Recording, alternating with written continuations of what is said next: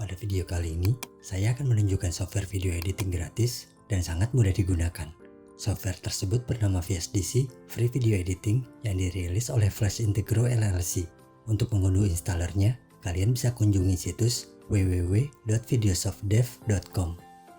Pada bagian menu di website tersebut, pilih Downloads, kemudian pilih Video Editor. Saat saya merekam ini, versi 7.2 merupakan yang paling terbaru. Ukuran file installernya sebesar 97,5 MB. Karena pada laptop ini memiliki versi 64 bit, maka saya pilih download video editor X64 version. Setelah file installer berhasil terunduh, kita bisa langsung menginstalnya. Untuk proses penginstalan, langkahnya kurang lebih hampir sama seperti saat kita menginstal aplikasi pada umumnya.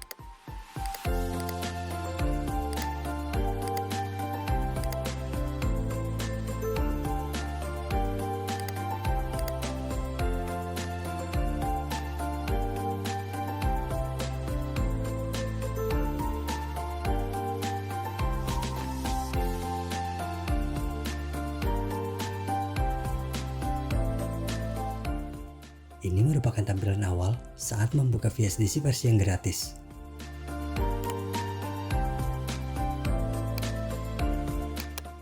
Dari tampilan ini, kita bisa memilih jenis project yang mau dibuat. Dan pada bagian bawah, merupakan fitur-fitur yang tersedia di aplikasi VSDC. Untuk mulai membuat project secara umum, pilih Projects dari bagian menu. Lalu pilih New Project.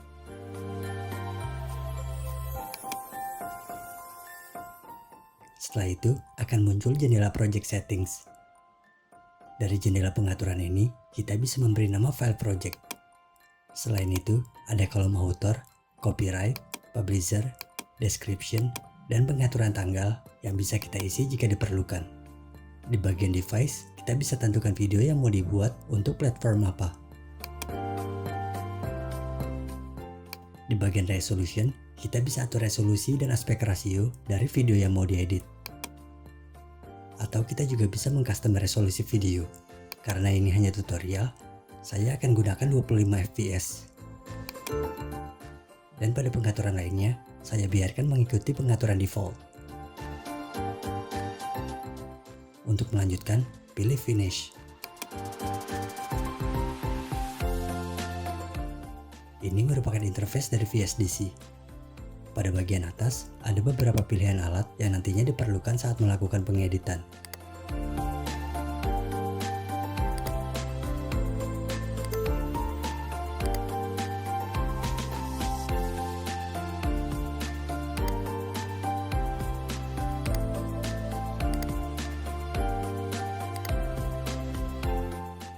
Di bagian sisi kiri, ada panel source file yang nantinya akan muncul beberapa file yang telah diimport ke dalam project.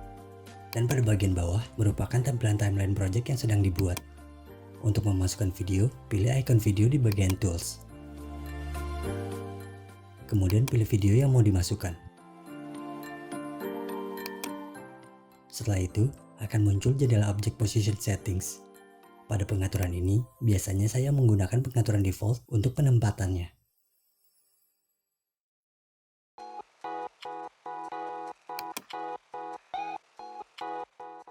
Kalau nggak memiliki komputer dengan spek yang tinggi, ubah resolusi preview supaya nggak nge-lag saat memutar video.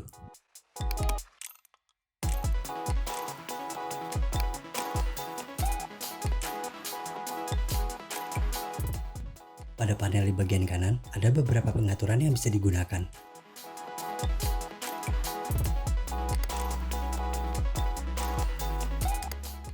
Untuk memisahkan audio yang ada di video, pilih Split to Video and Audio.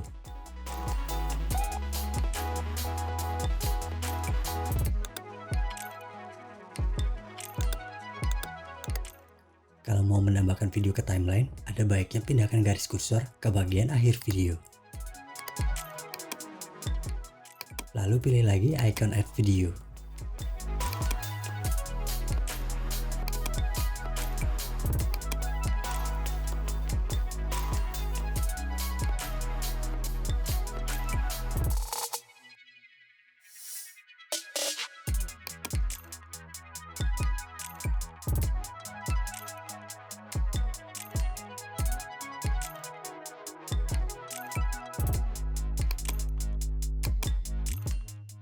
Untuk memasukkan foto, klik pada ikon image di bagian tools.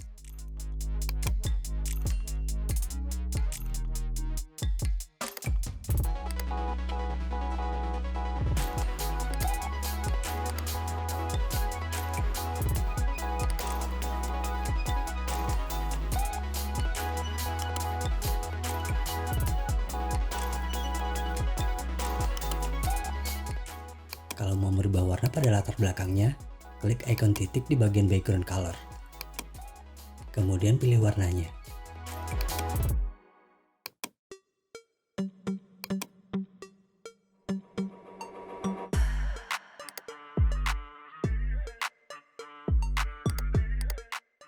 Jika mau memasukkan teks, pilih ikon T.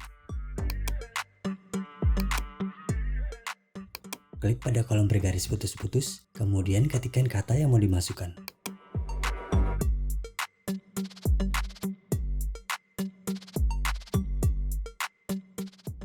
Untuk melakukan pengaturan pada teks, buka bagian editor di menu. Dari sini, kita bisa mengubah jenis font, warna font, menambahkan latar belakang pada teks, dan lain sebagainya.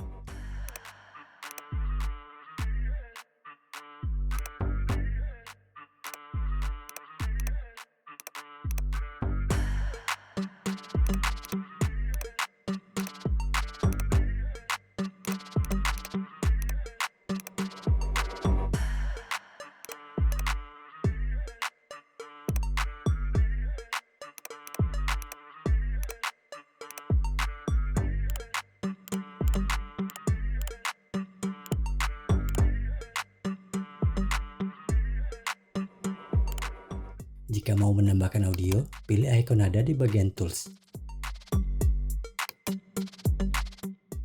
Kemudian pilih audionya.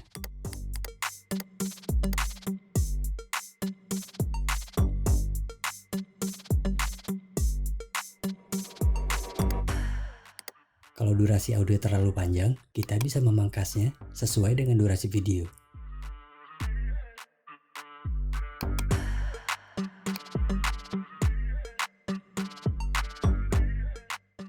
Untuk mengekspor project menjadi video, pilih Export Project.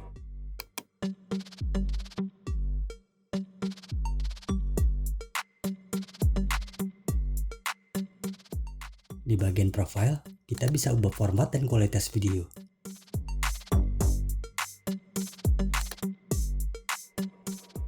Untuk mengubah pengaturan profile secara manual, klik 2 kali pada area Properties.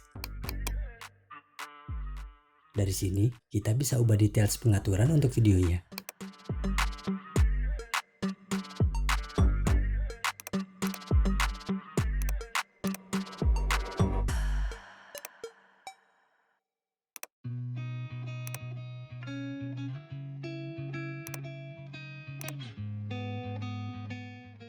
Kalau semua sudah tepat, pilih Export Project.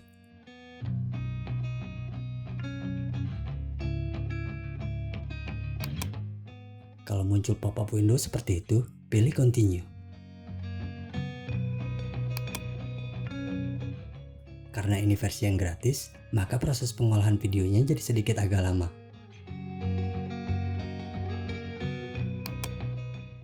Pada fitur export ini, jika bagian Shutdown PC when done di checklist, maka saat proses mengekspor selesai, PC akan mati secara otomatis.